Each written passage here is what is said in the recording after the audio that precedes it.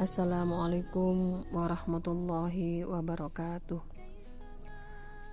Alhamdulillahilladzi an'amana bi ni'matil imani wal islam. Wassalatu wassalamu ala Muhammadin khairil anam. Salatan wa salaman daimaini mutalazimaini fi daris salam. Amma ba'du.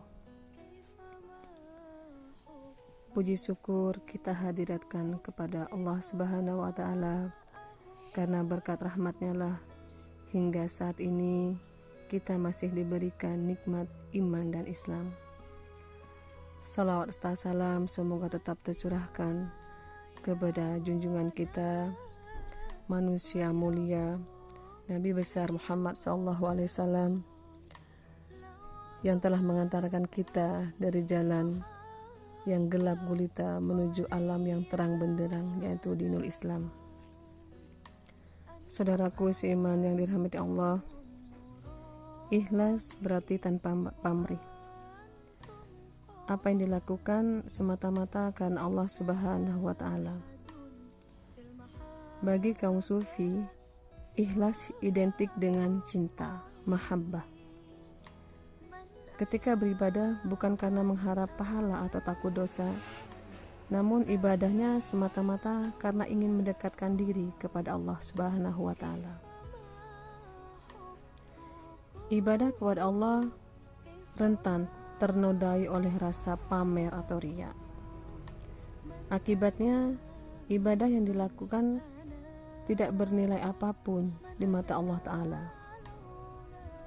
Ibadah dengan dibumbui riya bisa terlihat ketika seseorang melakukan sholat dengan suara lantang agar nantinya dinilai oleh orang lain. Ada pula imam sholat sengaja memanjangkan bacaan agar makmum memujinya. Padahal sehari-hari ketika beribadah seorang diri begitu cepat selesai.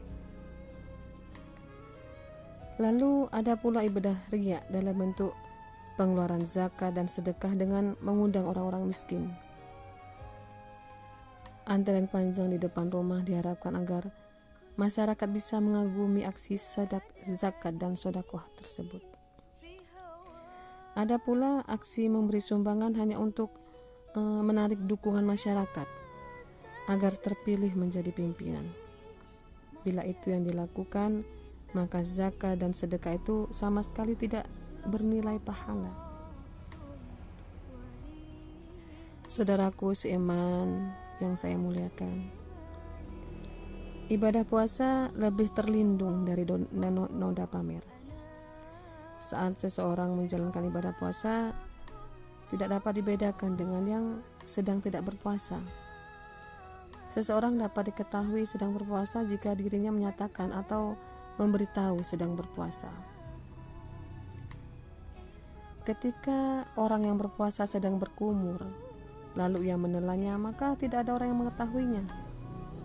Demikian juga orang makan di warung tertutup atau di rumahnya sendiri dengan menutup pintu, maka tidak ada orang yang mengetahuinya.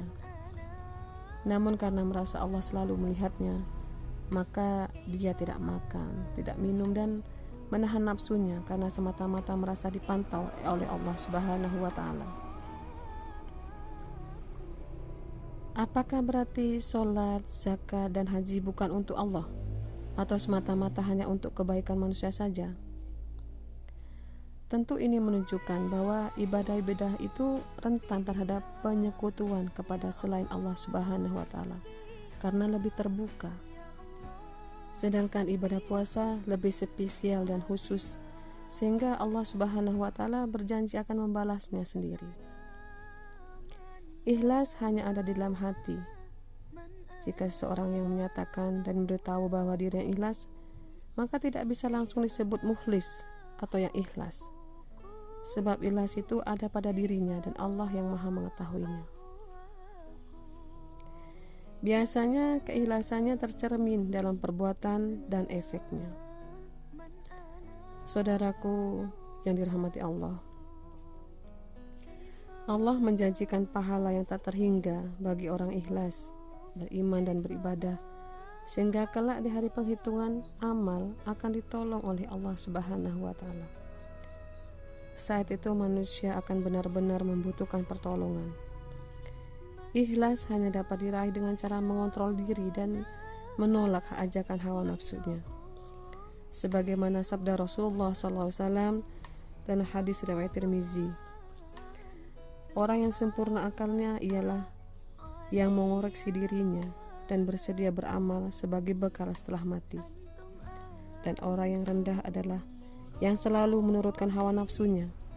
Di samping itu, ia mengharapkan berbagai angan-angan kepada Allah Subhanahu wa Ta'ala. Saudaraku seiman yang dirahmati Allah, demikianlah yang dapat saya sampaikan. Semoga ada manfaatnya, terutama untuk saya pribadi. Mohon maaf atas segala kehilafan dan kekurangan. Akhirul kalam, hadanallah wa iyyakum ajmain. Wassalamualaikum warahmatullahi wabarakatuh.